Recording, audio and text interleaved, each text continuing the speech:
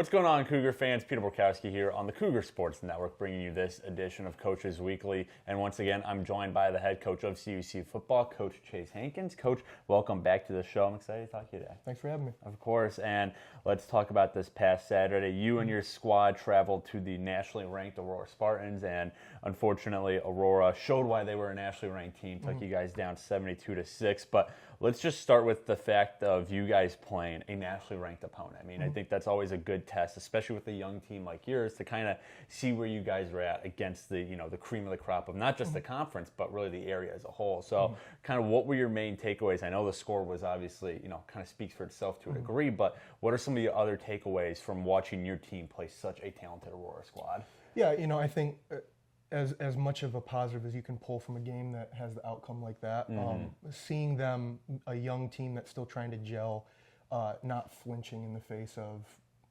homecoming game against a nationally ranked team. It's their family weekend. It's a hostile environment. Right. And they didn't flinch, even when it was very clear that the game wasn't going to turn out our way. And into the third and the fourth quarter, they kept playing. And, we've got a group of guys that just aren't quitters. And, I don't think the same could be said in the previous years where once a team gets up 2 or 3 scores, they kind of folded last year. And I don't see that at all in anything that these guys do, especially last week. So I was really proud of them for continuing to push through a lot of adversity. For sure. And the lone score of the day came from a touchdown reception by Devin Bledsoe. And I wanted to talk about Devin a little bit because, he's a senior here. He's been here all 4 years. And while he has never produced, super, super high numbers, he's always just kind of been a steady presence for you in your offense. He's a, 6'3". He's a tall threat downfield. So I just kind of want you to talk about his role on this team of being kind of that steady presence at wide receiver, being able to get those 50-50 grabs. And again, as we kind of talked about with Chase last week, being there as a senior leader on the receiving corps for a young quarterback in Colin Bosch. Yeah, I think, Dev fulfills a certain archetype that we need on our outside receivers where, yes, we can throw him deep downfield and we're still trying to get that gelled and squared away, but he's the guy that we look to on third and mediums and we're trying to get the ball to when we need a catch. Putting it on a big body like that, it's a little bit more of a high percentage throw.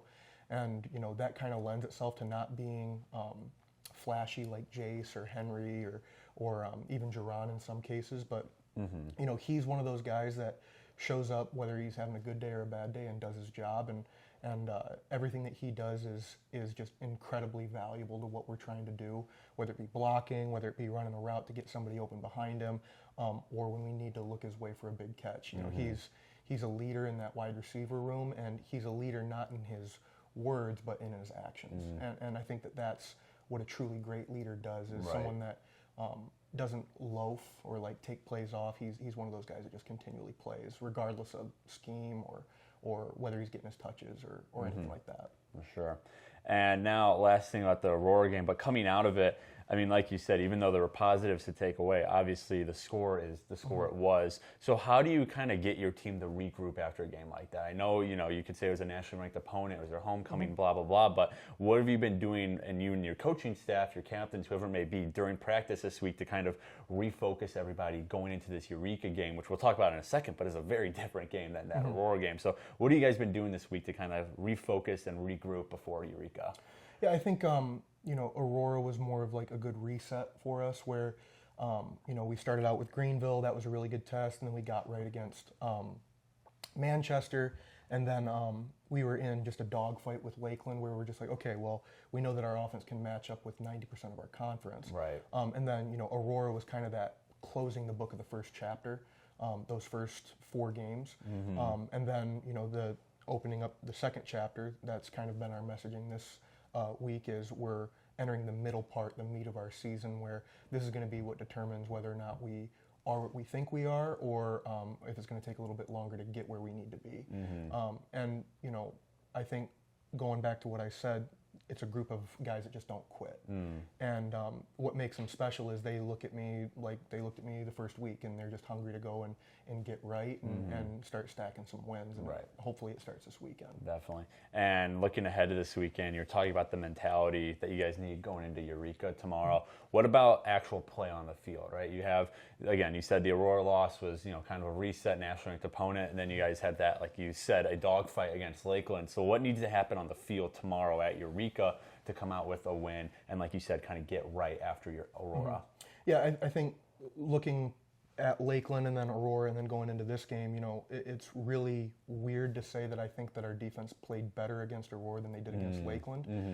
It's just Aurora's guys are a lot better than Lakeland's guys, and that's why I don't want them getting super caught up in the score. It's a journey, it's a process, and we have to go into each week like it's a nameless, faceless opponent.